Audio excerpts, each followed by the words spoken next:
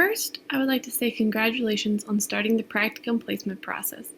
This is an exciting time, and part of your preparation for the process, you will need to prepare a resume and cover letter for an agency that will hopefully be your placement for the academic year. Considering that, I'm going to review a few guidelines for resumes and cover letters that will hopefully make this process as smooth as possible. Let's start with the resume. The idea of the resume is to give the organization to which you are applying the chance to see what type of work experience you have. Remember that everyone is very busy and will most likely only have time to briefly review your resume, so you want to keep it brief, a maximum of 1 to 2 pages. It's best to cater your resume to the job description if you have one. Include only relevant information. The resume does not need to be a laundry list of every position you've ever held. In fact, only go back as far as 10 to 15 years for relevant experience. Make your bullet points about what you did on each job succinct and coherent. Try not to use too much jargon. Try to include skills from one job that can be translated to the job for which you are applying. If you don't have too much work experience, include activities or accomplishments that you've done that have transferable skills to the job you're applying for and highlight those skills. Your resume should include your contact information. If you would like, at the top of your resume, you can include a summary that describes briefly why you're a good fit for the position, or an objective that briefly states your career goals, though both are optional. You should include your education, which would include the level you've completed and what you are working toward currently. You should include relevant work experience. If applicable, include skills, tools, and/or certificates that would pertain to the position.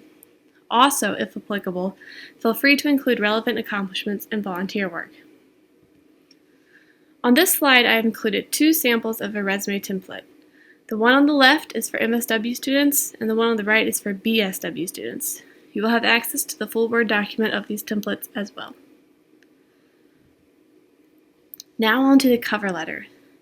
Again, you know that people are busy and don't want to or have time to read your entire life story. So keep the cover letter to 1 page and keep the paragraphs brief. The idea of the cover letter is to demonstrate your interest in the organization, why you're a good fit for the position, and how you can use your unique skills and experiences to support the organization. Be sure to include the following about yourself. Share why you are interested in this specific organization. Describe any relevant experience you have.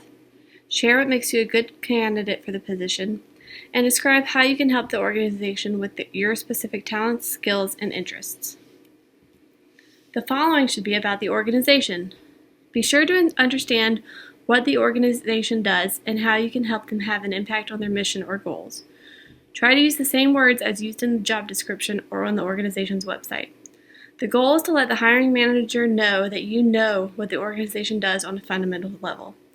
You should be familiar with the organization's mission and basic services, and that should come across clearly in the cover letter. Now that you know what type of information should be included, this slide gives a basic idea of how to format your cover letter. Remember, this is just a guide and you can adjust it as you see fit. The following items should be included in the cover letter. Your contact information, which can be included in the header to save space, or left justified at the top of the page. Then include the hiring manager's name and address and the date you are submitting the cover letter. The greeting or salutation is next, and should be professional and should address a specific person. Try to avoid generic greetings, such as "to whom it may concern." The body of the cover letter can be formatted in 3 paragraphs, or more, but for this example, we'll keep it to 3. The first paragraph should be an introduction and should include the position you're applying for. The second paragraph should include your experiences and accomplishments. In this paragraph, you can show how your experiences and skills can translate to the organization you're applying for. Then the third or final paragraph should be a wrap-up and call to action to encourage an interview. Be sure to mention again how you hope to support the organization with its mission. Remember to include all of the components we reviewed previously about what should be included in the cover letter in the body of the letter. The final part of the cover letter should be your closing and signature. End the letter professionally. Good standbys are always "Sincerely, regards, and thank you." If you're providing a hard copy, then you should sign the document above your printed name. This slide gives an example of the cover letter template that you will be provided. That's it as far as guidelines for resumes and cover letters. Good luck on your journey as you embark on your practicum placement process.